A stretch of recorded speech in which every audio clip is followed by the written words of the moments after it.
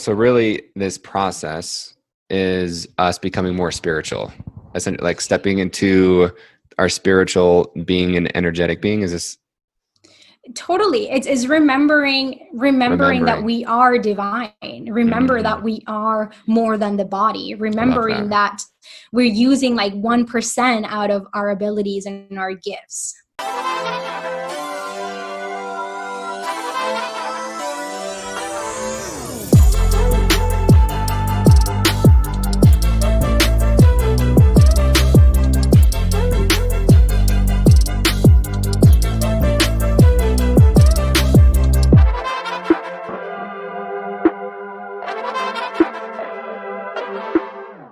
Daniela, my friend, welcome. I'm friggin' stoked to have this conversation with you because you are, you just, and I mean, like, just a fascinating soul and like spirit, and your energetic presence is just truly like calming and powerful to me. So I'm super stoked to have this conversation with you. So thank you so much for being here.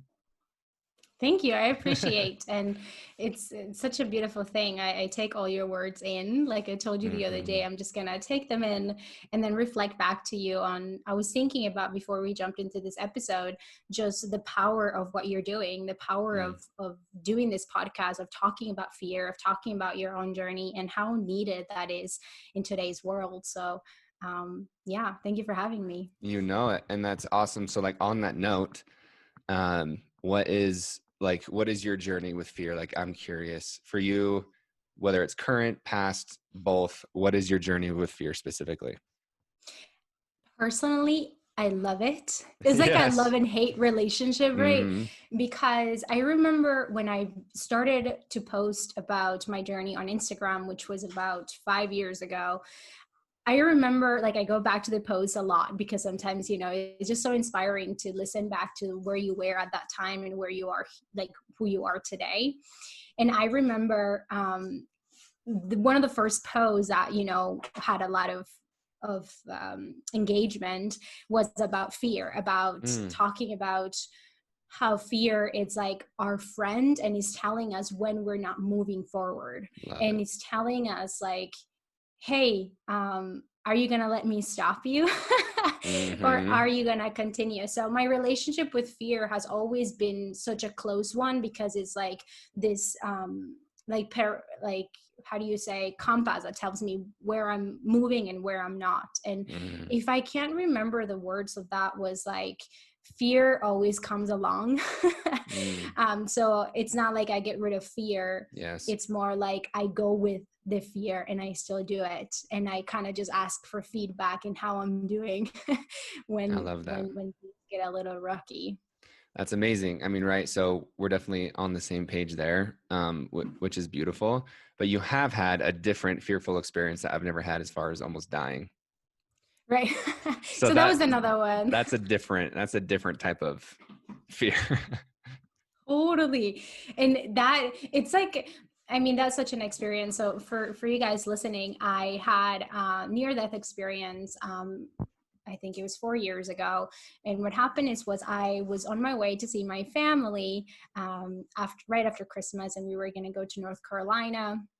And I was just flying because I had to work on those, I think it was like New Year's Eve or something. So then I was flying the next day and everything was going really well. All of a sudden the pilot comes on and he says, we're going down. And you're like, is this like a joke? Like, so at that moment I look at the guy that's next to me, and I was never more excited to have somebody sitting next to me, because I'm usually like, oh, I just hope I had more space, you know, like, and then I just look at the guy like, is this for real? And then we just looked at each other and we just nod, like, all right. So there were no words, it was just nodding? Yeah. We were like, because you're at that moment, you know, you're just kind of communicating with all the emotions, with everything that is in your, like what you're saying with your eyes, with your energy. And then I was on the window. So I looked down the window and I just, you know, feel right away the plane is like the how do you call when you're going down like that, you know, feeling that it's like, oh my God, we're like rapidly descending. And I look at the window. So that was actually happening. You're rapidly descending. Yeah, no, we felt that like Oh, going down, okay. like Yeah. So it wasn't just the pilot saying we're going down. Like, and by the way, that's a terrible way to announce that, I assume. But like, terrible way. so you could actually like feel yourself just going down. Yes, because you feel it in your feet. You feel the gravity Yeesh. when you're going down. So because when, as he said it, something, like some machine, like the motor of the freaking, airplane just went weird, like some weird sounds, and then you're Mm, rapidly descending, like rapidly descending. crazy. So I looked down the window and I was just like, okay. So then you go through like stages of, first you're in shock, Mm-hmm. and then you go past the shock and you go into like this, like your whole life just kind of comes, and you start to think about the things that you haven't done, think about the things that you could have done, think about what kind of life you have, and Mm, if you're happy with it, what you could have done differently, and then all these things. And by then I was pretty lost. I was just really not where I wanted to be, neither using my mm, fullest potential. But then you get to this part where it's like acceptance, and then in this acceptance you come into, like, everybody talks about, and I've been a yoga teacher for 8 years, so everybody talks about this oneness, this idea mm, of interconnection. mm-hmm. And you know mentally, like, I understand the concept, I know we're one, and all that stuff, Mm-hmm. but it's one thing to understand it with the mind and to actually embody it and really experience what it is, Mm, this oneness. So this acceptance, when I was like, okay, all right, if this is it, I could feel the souls of everybody on that plane. I mean, this is a commercial flight, so it's a lot of people on that yeah. plane, kids crying, everybody freaking out, Yeah. the air attendants just kind of, the attendants are just kind of running back and forth. I'm like, this, by the way, the worst way to handle an emergency in an Mm-hmm. airplane ever. So, but you're in that acceptance, you feel everybody's acceptance too, and Mm, you understand the collective union that we all talk about as oneness. And in that moment, it was one of the most beautiful things that I could have yeah. experienced, because that stayed with me forever. Like, I understand that even if we can't understand that in an everyday life, that is something that it's there. And then after that, I made a promise, and I promised that, okay, I acceptance, I am okay. Like, you really, when you're about to die, I think you have the regrets, but you also come to like an acceptance, and that's beautiful. But I was like, if here it is, if I do make it though, I promise to live to my fullest potential. I Mm. promise to do And was this everything like that I haven't actually, done. was this like a prayer in your head or in your heart? Like you were actually saying these words? No, this is like a prayer with my full body. Like, I'm looking Mm, out the window and my full body is saying, I promise to the universe, I promise to this oneness, that if I make it out of this, if I make it, then mm-hmm. I promise to carry this message, and I promise to do the things that I've been just playing around, that I just been postponing, and what is it? I don't know. Is we just wait for the best next opportunity. We just Mm, wait for the right perfect moment. And I was like, none of that. None of that. So anyway, we rapidly descending. I think we were in the floor in like less than 10 minutes, from like all the way up to the top. And yeah, I mean, we made it. I'm here. It yeah. worked out. It was scary as hell. I stayed like, I think after a month like that, I barely talked. I was like, nobody understands. Like, nobody gets it. Nobody Yeah. gets that I'm alive. Yeah. So Or it's pretty probably, traumatic. oh yeah. Or just even that experience. Like no one, like not many people can actually relate to that. Yeah. So what have you like regarding this pandemic, right? Hopefully, so, I mean, you're in Sweden, excuse me. So you have an experience, like you've experienced it through the collective for sure. And I know energetically you've experienced it, but as far as like with your own eyes and that type of experience, but I'm curious because from my beliefs and from what I've observed is why everyone is freaking out during the pandemic is because it is exposing our immortality, or excuse me, not immortality, our immortality, and that we're not immortal. And so when that is threatened, but it's not just like a moment like you had, it's prolonged and you see it and you feel it every single day. It's like And so the illusion of control, the illusion that we live forever, or that like all these things, like I call it an illusion because it's like all it has done is revealed, right? That's already been there. Like everyone is born and then like we die. So from your experience, like, or how can people confront death in like the most inspiring way? Because it seems like you've moved forward with a zest for life, which completely makes sense. So how can people take that now and even in any chaotic situation going forward?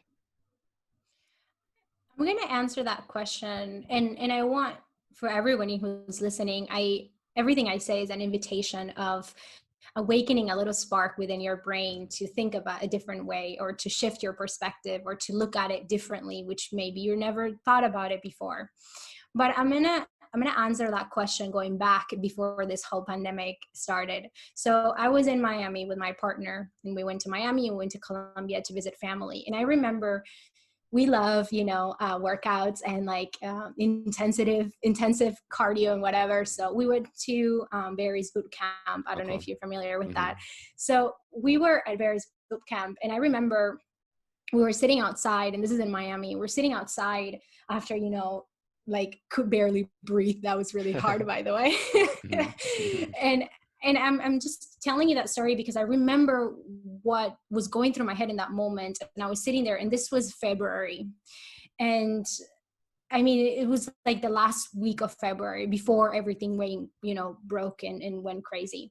And I'm sitting there, and I'm telling David, like, sometimes what I can see is hard for me to explain to other people. Mm-hmm. So I try with my partner, and, he tries to understand as much as he can. But I remember saying, everybody's asleep, David.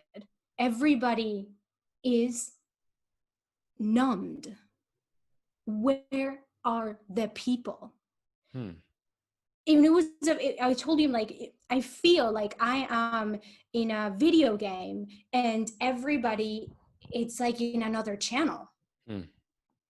And I was trying to explain that, and I even told my friend after that, because David was like, that's very interesting, because I remember in the class, that's when it really hit me, like everybody was so into or their bodies or the mirror or something else, and I was like, but what is like, are we awakened to this moment, or are we into what we are conditioned to be thinking, to be doing, to be feeling? And I told him every conversation, because I think by then we're been in Miami for like a week and a half or 2 weeks. And I remember telling him, like, I have not met a human. Like, I can count with one hand the people that I felt were in this moment with me, because nobody is in the present moment. I was like, I feel like even if I heard them, even if like knock on their heads, they're going to be like, what are you talking about? What's happening? And I remember, and then that was a conversation. Then I remember another dinner, I think 2 days after, when I was telling my friend, I was like, I'm afraid. I'm actually afraid that I am the only person awake in this world. That what's happened to our humanity. And it was such a like drastic awakening into like that understanding. And I remember saying in that very moment, I told them, something drastic has to happen. Really? Wow. Otherwise, how are we going to massively awake? And then a week after, we fly back to Sweden, and everything is closed, and things are going crazy, and people are freaking out, and we're going to die, and the world is going to end. So my invitation to everybody who's listening, in ways of how do we look at this, mortality, at this, I'm going to die and the world is going to end. What I'm trying to say is to look at it as a massive awakening to the beauty and the vulnerability of being in the moment. Because in the moment, we can be hurt. We can be, we can die. We can be in full joy. We can be in full range of emotions. And we haven't been able to be in that full range of emotions for decades. So what a beauty to awaken to the fragility Mm, of the human experience. I like that. Yeah, the fragility. That's a very good word to Mhm. put it. Like the Yeah. vulnerability Yeah. of, like you said, like the human experience, like for real. Like it's been extremely motivating to me. Like death is one of the, I think, if not the best, one of the best motivators as far as just to like live. And from Indeed. what we've talked about, just because it's like a reminder, it's like, you know, like, so are you fearful of dying at all? Or like, are you in complete acceptance? Thank you for asking that. Um, of course, like it kind of goes back and forth. I remember a year ago staring out my window in the kitchen and saying, I could die. I could die today. I could die right now. I'm so happy. And in those moments, I do have them, and more so than not, more so than I really do every day, everything that I can to live in the moment, to do my best, and to have, you know, a Mm, life that I feel proud of. So I don't fear dying the way I used to at all. What I'm feeling nowadays is that because I have these huge projects and these huge downloads from the universe, that I yeah. feel like I can't die right now because I am needed. Mm, I have a mission. I really need to complete this.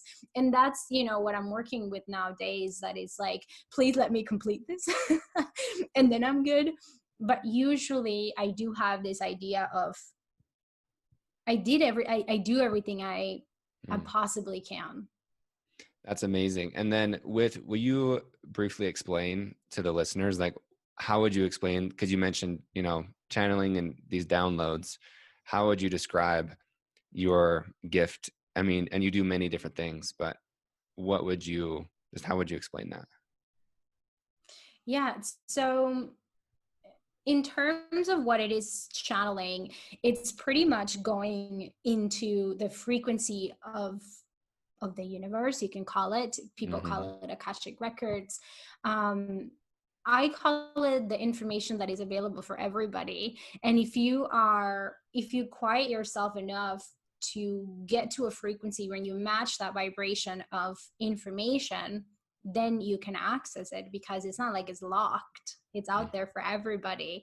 But of course, uniquely for me, I have an ability to tap into energies and to tap into the matrix and to tap into how are the dynamics of energetics, and to talking to interdimensional beings in general when there's a Mm, message that needs to come through for the collective. So for example, I just recently received a message that I shared yesterday on my Instagram about what's currently taking place in the world right now, mm, and the understanding of this, you know, how are you saying, how do we move and understand what's happening right now in the world? And they were pretty much saying that the world is shedding a layer of dust, is shedding a layer that it's, you can call it a 3D reality. And a 3D reality is, it's being such a survival instinct, you know, trying to just kind of live by and, you know, be numbed and sleep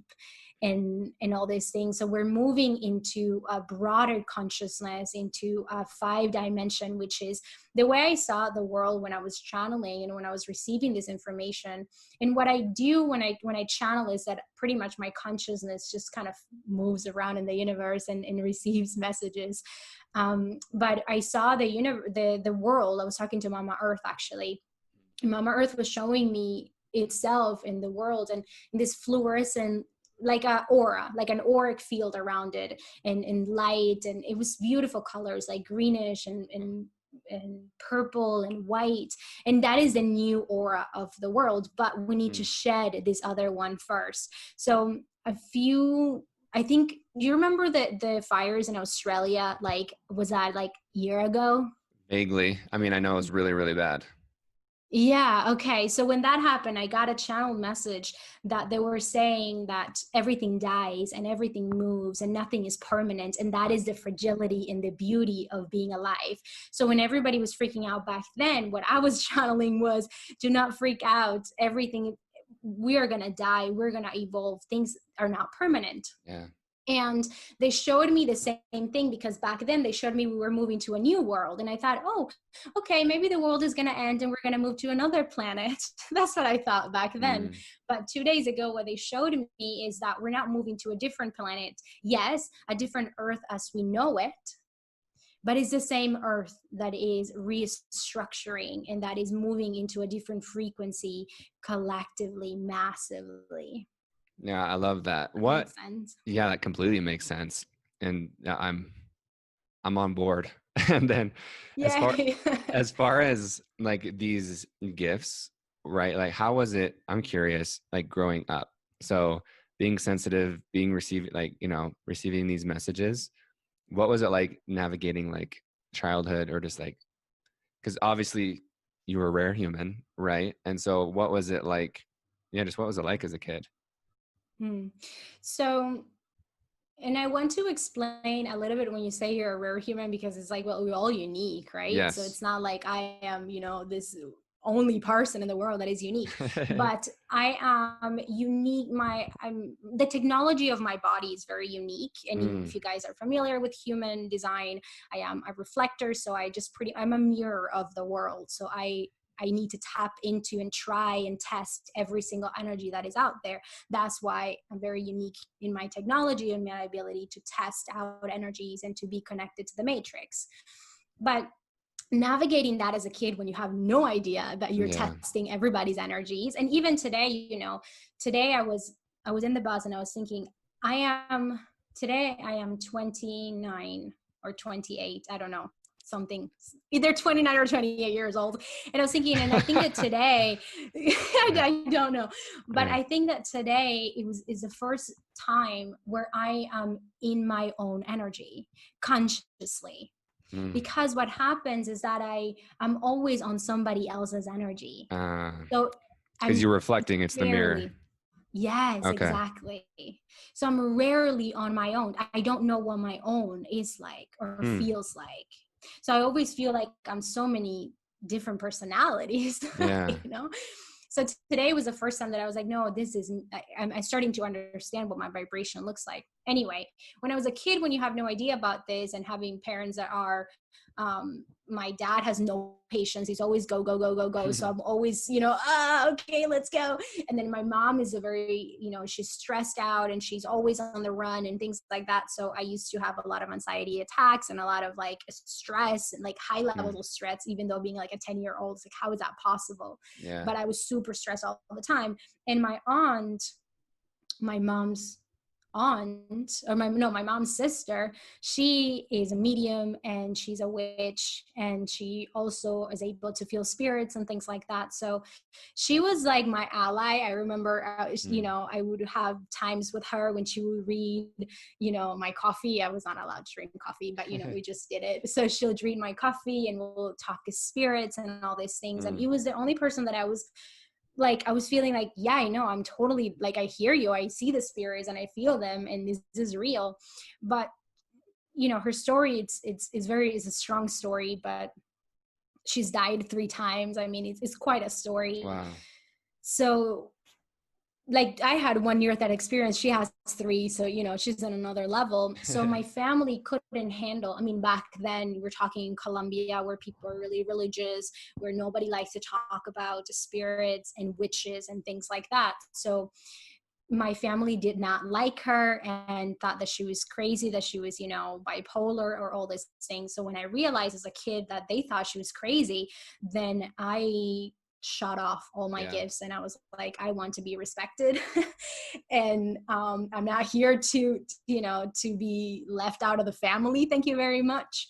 So that was crazy navigating that, I think. And I shut it off so hard that I never thought about it again until Mm.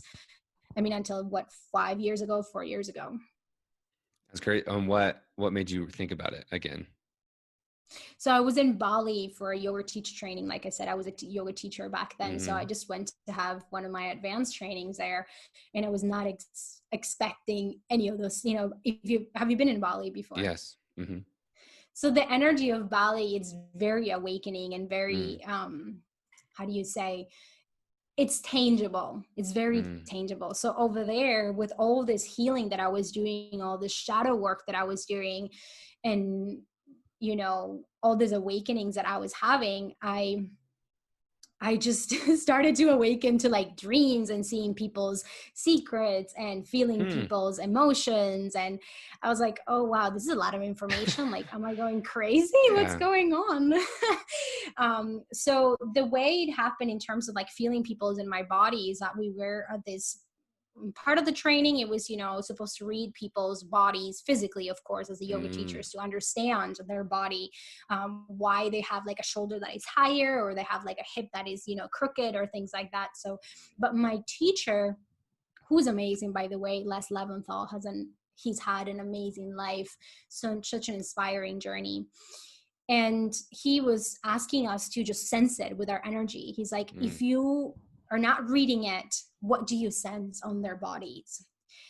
And when it was my turn to read this woman's body, I just be like, my body just went into a shock, and it started to, Oh, like, I felt pain on my belly and trauma, and I was like, wow. this is not my body. What's happening? So that was the first understanding of, I can transport, or I can just be on somebody's body so that Mm. I can give them the information. And I knew that there was a trauma. I knew where it was coming from. I knew what she was holding. I knew everything. But after that, I was so tired. Like, I think my friends, I remember my friends carrying me to where I was Really? staying, because I was just like dead Wow. afterwards. It was so much an exchange of energies that I didn't know what was happening. So that was pretty wild. That is wild. And like, so for you, right, you're on, I like how you said the technology of your body. I like that. As far as like, yeah, you are a reflector, you are a mirror. And you said that for the first time, like today, you're sitting in the bathroom, like, oh, like I know that you're embodying your own energy. Yeah. So, and I think a lot of us um, during this pandemic, a lot of the pain we're experiencing is not only our own, but it is out of the collective, like pain that is just being unearthed, or trauma, or we're being asleep. So it's not just our painful awakening or growing pains, whatever you want to call it. It's everyone. So especially for just people who are, empathic and really like, especially people who are listening to this, I know there's a lot of people. How do you protect your energy, or how do you stay grounded? I want to say a couple of things before I answer that question. Hmm. And the things that I want to say on that is, because right now we're moving into 5D frequency, where there is no I anymore, everything is us, right? So what you Mm. do energetically, what you heal energetically, you heal for the collective, and you heal for your ancestral line. So one of the things that I received in this message 2 days ago from Mama Earth was, do not resist whatever is moving through right now. Because Mm. when you resist, and I saw it in the matrix energetically, what happens when somebody resists their awakening, when somebody resists to feel that which you're saying, you're feeling everything, and you're not feeling only you, but you're feeling the collective. Hmm. But if you resist that, if you try to push it away, if you try to understand everything and try to figure everything out, Yeah. what you're doing is you're creating a pattern of it's like it's like an aura. If you can think about it this way, it's like a field of resonance. And what happens is that everybody that is around you is perceptive to that code, and that code will be the code of resistance. Mm. So when you're resisting something and you're pushing it away, and you're trying to resist the awakening that's happening, you are resisting and creating that energy wave Interesting. for the collective. And or Huh. either you're creating it or you're reinforcing it. But when you do the opposite, when you let it run through, when you use the technology of your body to move it through your body, to not personalize yourself, or to not, because what happens with emotions and with things like that, we always feel like they're us, Mhm. but they're not.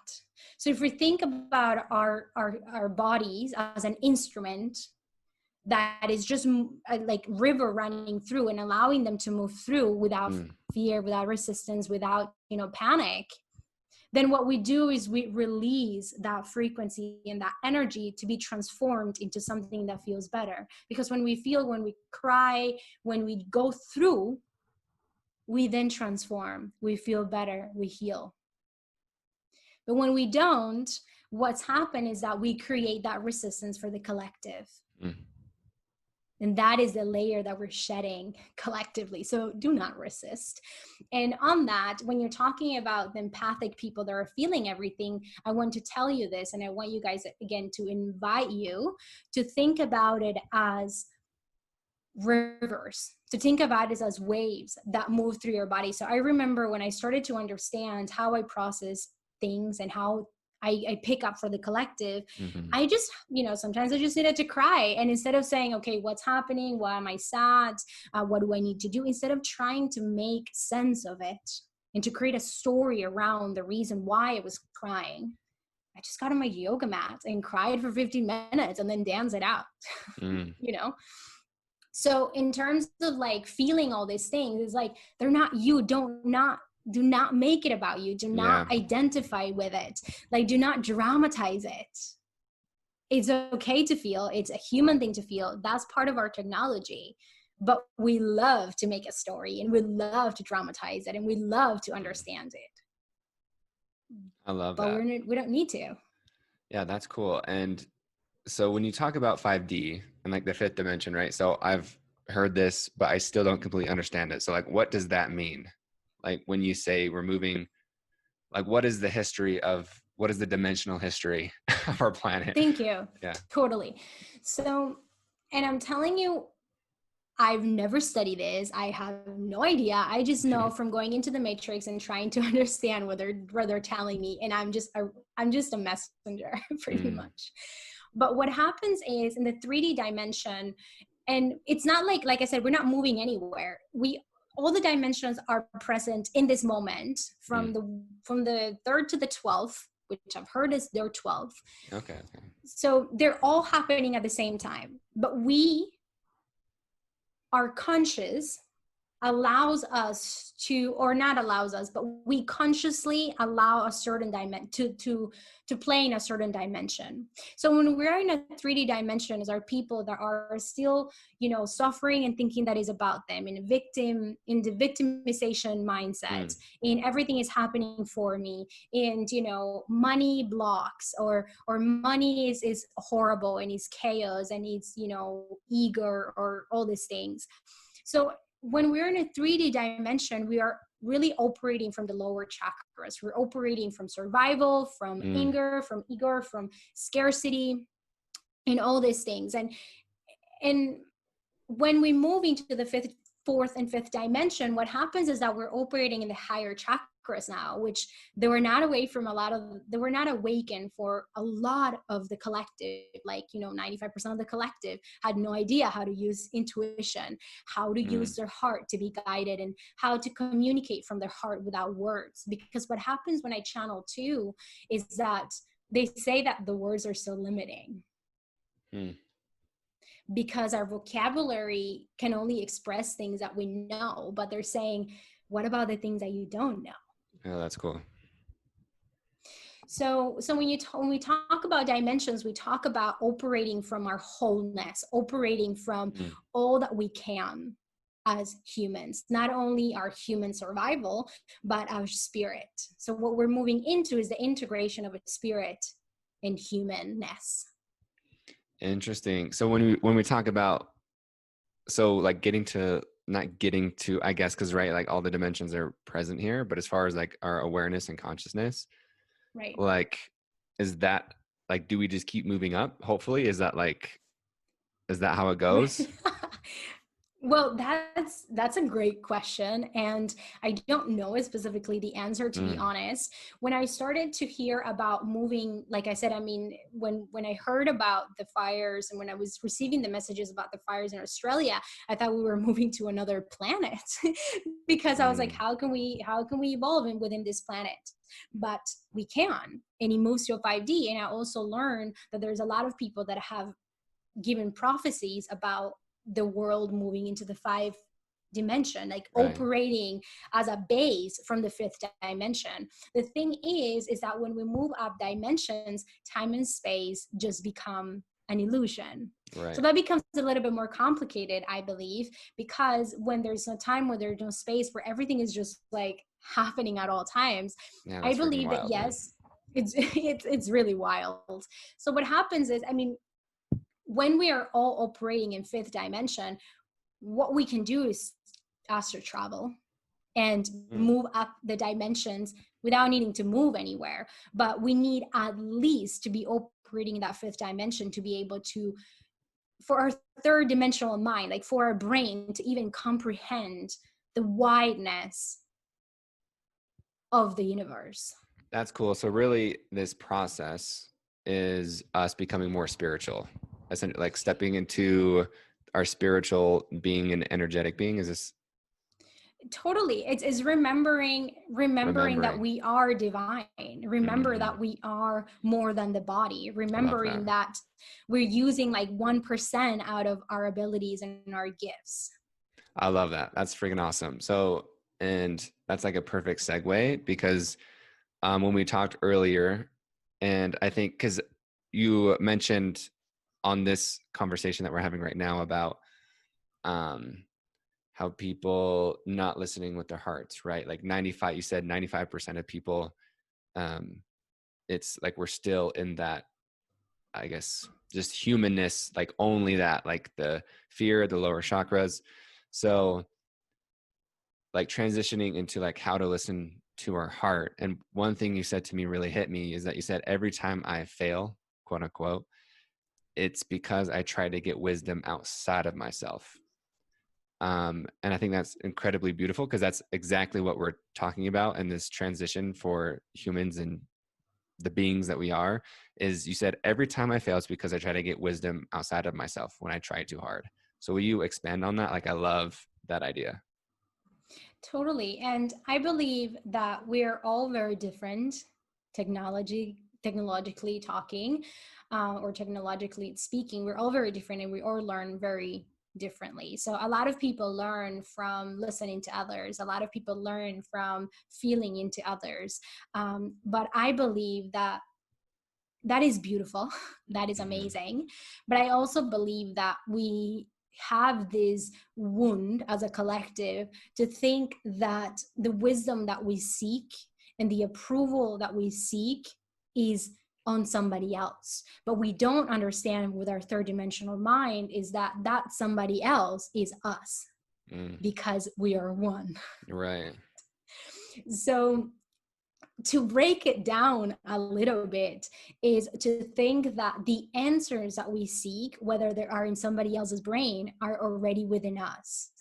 Mm, And the answers that we seek are available to us in a state of receptivity to, I don't want to say the Akashic records only, but the wisdom that I was saying in the beginning that is available to everybody. And to know that the compass and the biggest teacher that we can ever have is our own highest self, because mm, first of all, that highest self is the one that knows why the heck we're here, right. what we're here to do, and where to go to find the next step and the next stepstone into, you know, the evolution that we came here to receive. So for me, what happens is like I've noticed that there was this collective wound about not enough credits or not enough study, not enough certificates, not enough, you know, diplomas. So I was always looking for like a teacher or like, you know, a way to prove that I know I know what I'm talking about. Please Right. listen. And I understood that every time I went to study with somebody, I was like, but I already knew that. So I guess I just need that certificate. And I just need to say I studied with that person so that I can have more credibility. Mm, But the idea is that if we're all able to tune in inwards, we will not only have the knowledge that we seek, but the clear guidance into where to go to receive what we need at each moment. Does damn. that make sense? Yeah, completely. Like I love that. That's so cool. Like what is I like how you said, I mean, right, and I totally believe this too, is like I like how you said you were getting answers from these other people, but you're like you already knew that. Right. Right. That's so interesting. And when like you've mentioned the matrix a few times, and that might just be like how we try and define it, but how would you verbalize it in the best way possible? Like what is that? Great. So the matrix, the way I see it, is like an X-ray Hmm. of the energetic. So if you were able to just go into the energy, because we're energy. Right. So if we were to shut down what we see as physical and just see energy, that's the matrix, Okay, okay, okay.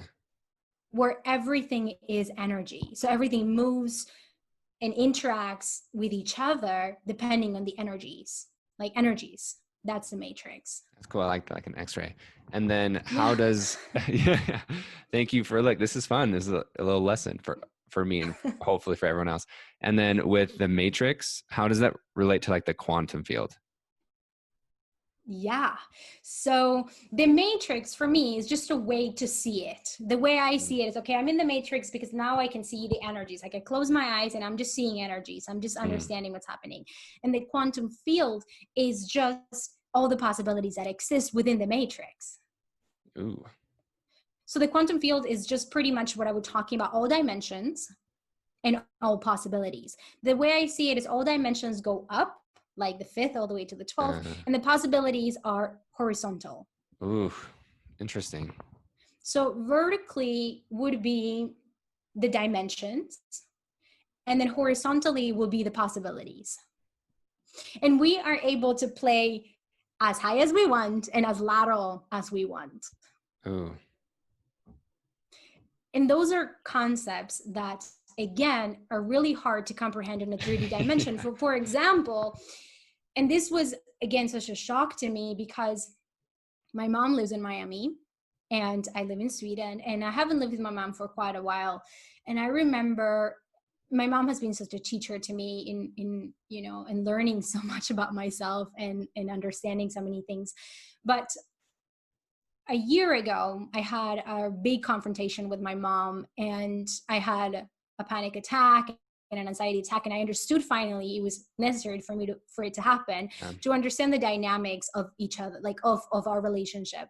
And the cool. reason why I used to be such an anxiety person and a stress person, because of our dynamics and how her energy interacts with my energy. So we had this, big huge fight, and I had panic attacks and anxiety attacks and all these things. And it was the first time that she really saw it full on, like the effect that she has on my energy and why I'm such a sensitive and Mm. quote unquote weird, or not weird, but in her mind it is, Right. because she doesn't understand. Misunderstood. And Yeah. yeah, totally. In a third dimensional mind, you don't understand how does it come that you have to be so sensitive about something that you can't see. So when I was trying to explain to her how I operate and how her energy affects my energy and how energy work, it was like talking to a toddler Mm. that wants to talk about something else and it's absolutely not interested about Yeah. math. So it was like, and I understood for the first time when I go up and I channel how they say that language is so limited. Yeah. And I was feeling like, if my mom is my mom, the person that I should be able to talk to and should be able to understand me so completely, Mm. we can't talk the same language, because in her mind, in her third dimensional mind, it's almost impossible. Mm. So this is when we're talking about how, when we're operating on those levels, how impossible it is to understand the wideness of the universe, and how much we can play and what we're able to do and the possibilities of the quantum field. I love that. That's so Does that cool. make Yeah, no, sense? this completely makes sense. I'm having a really fun time. I'm learning a lot. So with and so that also perfectly flows into manifestation.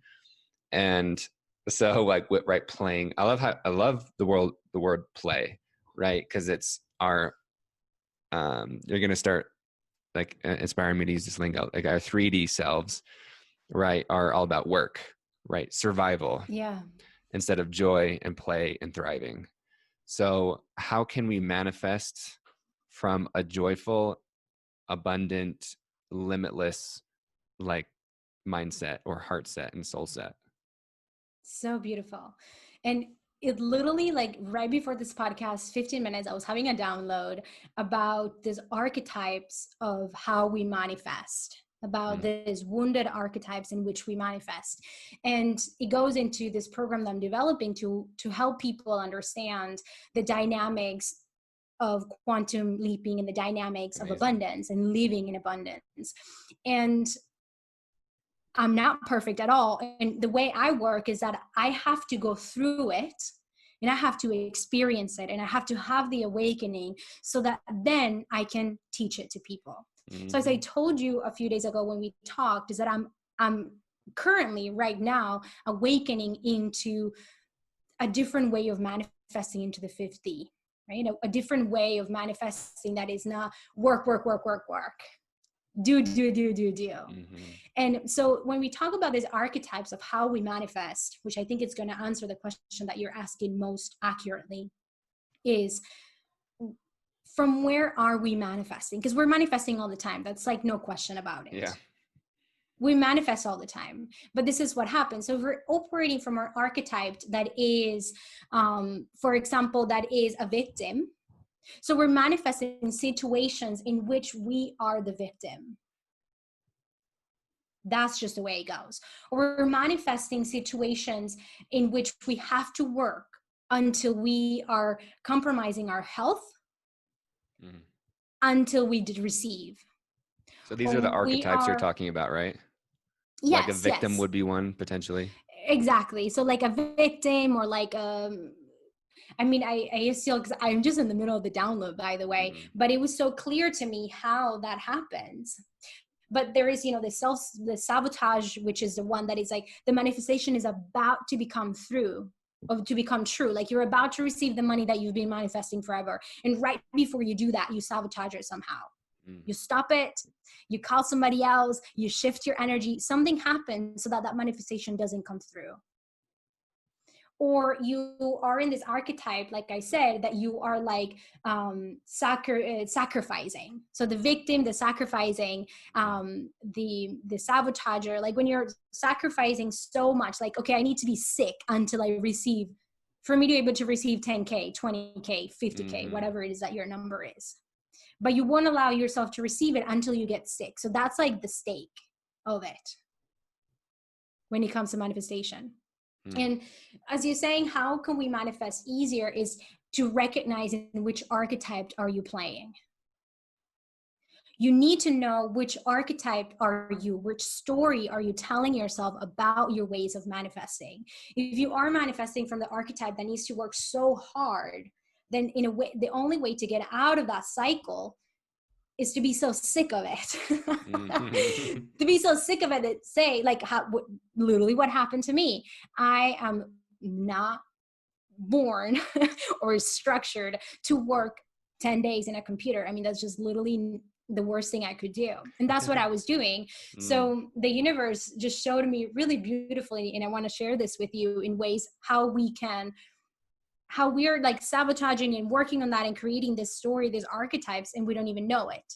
So I was promoting my program, which is Own Your Authenticity Mastermind, where I help people awakening to that remembering of who they are, their human technology, and healing everything that is on the way so that they can operate authentically. And I was doing that, and I will all in. I said, okay, I usually have about 8 to 7 people because there's a lot of one-on-ones. I said, I want 11 people. I'm going to hire all these people to help me do all this marketing. We're going to go big. And I worked myself, but I knew that I was doing that to myself. If there was a day of a time of the day where I had finished everything that was on the list, I would stay an extra hour just to find out if something was wrong. And I knew that I was working so hard and I was getting so tired, but I was just working through it. And the funny thing is that a day before I publicly launched this thing, I just said, hey, my program is about to come out tomorrow. If you're just interested about it, send me a text. 3 people DM me that day and sign up for my program. And then this whole launch, we worked on that launch for 2 months, by the way, it's huge. This whole launch, I had a free 5-day workshop with 500 people who signed up, and it was huge. It was amazing. And you know what? I had 2.5 weeks of open enrollment. Nobody signed up. Interesting. Right. And I was like, this is extremely interesting. But like extremely interested. And I'm not going to tell you. And the thing is, I worked through so much healing on that launch because it was so much resistance. It was tough personally. I was doubting, a fear was going on, doubt was going on, all these things. And I remember I have, maybe I took, no, here's the post. I have a post on the back of my desk that says, this is, and I wrote this down at the beginning of the launch, this is happening for me to learn and to step into quantum leaping. Ooh. So I just kept on looking at that post like, okay, there's something behind this. Like, what is the reason that this? And then, the day of closing enrollment happened, and I was sitting and I was feeling so like glad that I only had 3 people, because I was going to be able to invest my energy in them and to really pay attention to them and to honor my own energy, because I knew that if I had 9 to 11 people, I was going to barely have time for anything else. And the funny thing is that the universe was telling me a funny way to say, why are you working so hard if you just have to announce things and then people will sign up? Yeah, send me a text. Yep, I agree. Yeah, like send me a text and people will come. So this was a huge, I'm telling you, I had 500 people sign up for a free 5-day workshop. Like in a normal, paradigm, people will sign up. Like that's just math. But the universe had a different plan because they needed me to know that there was an easier way. And they needed me to know that there were bigger plans for me, which I know now, I understand now, that I needed a space for. That things can be easier and to lean back. But I wouldn't have understood until I realized that I was in this archetype of work, no trust in the universe, even though I teach this, but I was just over my head on this. I think that's amazing because there's a couple different things like that we've talked about, right? As far as like you mentioned, like the panic or anxiety attack with your mom. You have mentioned like this course launch not going exactly how you thought, right? But like, what was so just so everyone knows, if you're not watching the video, she has sticky notes behind her desk on this wall, and and the one that you just read, you just pulled it off the wall. And what was it exactly? It says, this is happening for me to learn and to step into quantum leaping. I love it. So like, this is happening for me to learn. I think that's a great mantra for everything and everyone. Because like for me too, I've been learning so much about, like recently, like 5 days ago, I didn't expect this, but like someone reached out to me as far as you like quote unquote like high caliber, highly successful person that I've come to know, and they actually asked about coaching, which was like an extreme compliment to me. I'm like, oh, I didn't even expect it, but then it ended up like not working out for now, right? But the thing that it taught me is, again, it just up-leveled my confidence or belief in myself, because it's like, because everyone has fear no matter who you are, right? And so for someone of that whatever success level and reach will like reach out to me to like do that was like potentially the lesson to like up level my own game of like, right, with like quantum leap, like what is possible horizontally, vertically, like any which direction that we don't even know how to describe, right? And so I think that's just really cool and just like that interaction like inspired a post, and now I signed like someone else. So I just truly believe like all of these experiences that we're describing are not only for us, and that goes into what you described, it's for everyone, because we are the collective is us. And I think that's so beautiful. And that just reminded me of how just like quote unquote getting rejected isn't necessarily, it's about me, it's teaching me so I can help someone else at the same time. Absolutely.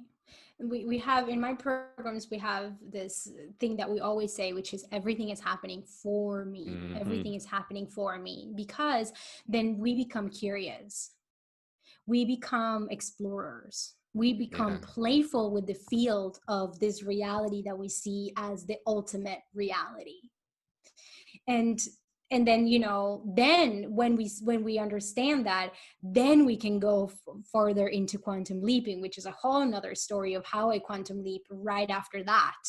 And how I am in a different reality that I was, a month ago, and how, thank God that thing didn't work out. Like, Right. oh my God, thank God. Right. So, but it's just understanding, okay, so if everything is happening for me, going back to the idea of manifesting in ease, if everything is happening for me, then we can relax a bit. Mm-hmm. Like, what if it's all a game and you get to have it all? What if all you have to do is to be yourself and to play in the field of experience, of things that come through, as long as you hold the vision very clearly of what you are available or unavailable for in this reality. Does that make sense? Yeah, that does make sense. So what is your opinion on, and I know you're in the middle of the download, and like this course or whatever you're building sounds super dope, but what is right? And I like how you talk about this because it is so individual, and that's another thing we're moving away from, right? Or moving beyond, is that there's like one way, or there's like one size fits all. And if people, like we've been talking about human design, like that's a huge thing people Google at. And like in our membership, I assume you know Victoria. Do you know Victoria Jane by Victoria. chance? Oh yes, she works with human design, correct? Yeah. So Yes. yeah, so like within our membership, like she taught people, and like it's just interesting because like, and watching people study that more, it's just like you're a unique blueprint. But if we did have to have a general statement, because we're speaking to many people, how could we be more open from your experience of what you've seen and what you've experienced personally? How can we open ourselves to receive instead of like get? Because that's something that I've been playing with. And like, what if life isn't getting what you want? What if life is more about receiving what you want? That's pretty cool. How that's pretty cool. I love that. I actually love that idea. And absolutely right. So it's more about tuning in and then moving from that place. So it's not about like what you talk about, when you go outside for answers, but it's actually tuning in, Mm-hmm. letting that come through, and then acting upon, not upon I should do this, but like, let me see how I play out. And your question about how can we be more open, I think the best gift that we can all give to humanity is to understand our human technology. If everybody Mm-hmm. understands their own human technology, their ways in which they receive messages, the way in which they operate, the way in which they need to heal, then that is opening. That Mm-hmm. is getting out of the 30 victim, everything's happening to me, to everything is happening for me. So how can I set myself up for success? How can I, and this is the way I saw it when I was downloading some of these things for this program, is how can I facilitate for my soul's essence, for my soul's technology to operate the most easily and freely? I just got chills. Yeah, I love that. So it's about like, how can we set ourselves up in our environment, in the things that we do, in the people that we're related to? How can we set ourselves up so that our soul and our technology and our essence can play the role and not us? That's opening. That's really opening. I think those are the questions that we need to be asking ourselves in this moment, because as I told you, I mean, when I said 95% of the population was asleep, I mean, I don't believe that's true now. I think after this awakening, we have so many light workers and so many people asking the bigger questions. And the bigger questions in this moment, when the bigger questions, a couple of years ago was, who am I going to marry? How many kids I'm going to have? Yep. And what college I'm going to go to, or what university I'm going to get into. I think the bigger questions that we need to be asking ourselves right now is, what is my soul here to do? And how can I facilitate that? That's dope. I love that. And do you know who Kyle Cease is? No. I'm pretty sure you would like him, but he used to be a comedian. Now he's, I guess, like a teacher or a guide like us. But one of the things I heard him say that I really liked is that, are you making it as easy as possible to receive? Yeah. Because, and what that shifted in my head is like God, the universe, matrix, quantum, whatever, right? Source is literally trying to give it to you. And I think that's a huge belief shift, is like, if we are like, instead of getting and receiving, it's like, it's trying to give it to you, but you're blocking it. So it's like, With the archetypes. right. And so like asking how, like, am I truly making as easy as possible to receive? I think is another great question to ask yourself. And I love how you ask questions, because I think that's the best way. Because again, it reveals of what we have been talking about. Like, you already have the answers within you. So it's just asking the question and meditating and reflecting and praying on it, instead of like Ben, Daniela, like, tell us what to do. It's like, no, you know what to do. No. Yeah. Yeah. because because that's the thing, is like, if we ask ourselves the questions of, and I'm sure everybody that's listening, it's probably related to one of those archetypes that I was talking about. It's probably Mm-hmm. relating to, am I making it too easy, too hard? Or am I, Yeah. in the other archetype that I was thinking about is, when we feel like, oh, but I am too innocent. Like, why would I receive anything if I don't know what to do with it? Why would I receive anything if I have no value to give? Mm, Who am I to receive if I really have nothing to teach, nothing to say, nothing to give? So it's this kind of like innocent. I'm too innocent. I really don't know anything. So let's just the big grown-ups do the work. So any of those archetypes, the sabotage, the child, the innocent, the victim, like all of those that we've been talking about, notice what's this play and story that you're telling yourself in your head, that's the one that is blocking what the universe is saying, like, please, hello. Please, please, please, we are literally trying our best to sneak our way into, yeah. and you keep on sabotaging this thing. So yeah. Yeah. And it's about, shoot, I just lost. It was something about like receiving. Hopefully, oh, it was about how not getting what we want when we want, because you just triggered this in my mind, as far as, because we're not even ready for all of it. So asking the question, right, is Yeah. like, seriously, like, if you were to receive the life of your dreams, like right in this moment, like with a snap of the fingers, you wouldn't know what to do with it. So like, what are your thoughts, wisdom, guidance on just like trusting that process and that timing? Because like, truly, if you were getting everything you asked for right now, that'd be a lot to handle. It is a lot to handle. And when we talk about quantum leaping, and if some of you that are listening have no idea what that is, that means kind of moving into the reality in which you already received those Mm, things. So kind of collapsing time from, from 1 year that it would take you to get something, collapsing time into for it to come through today. And that is the thing that I'm working on right now personally, which is I quantum leaped a couple of days after my launch close. And what I understood is, like, I woke up the next day and I was like, okay, so is everything happening? And it is, but it was an integration process. right. So it was not like that day I received everything that I wanted in that reality. Is that even the technology, even the DNA of my body needed to shift in order for me to become the person that has already, I don't know, that has $1 million company, that has a multi-million-dollar company, that can Mm, handle 200, 400, 300 people yeah. on a group.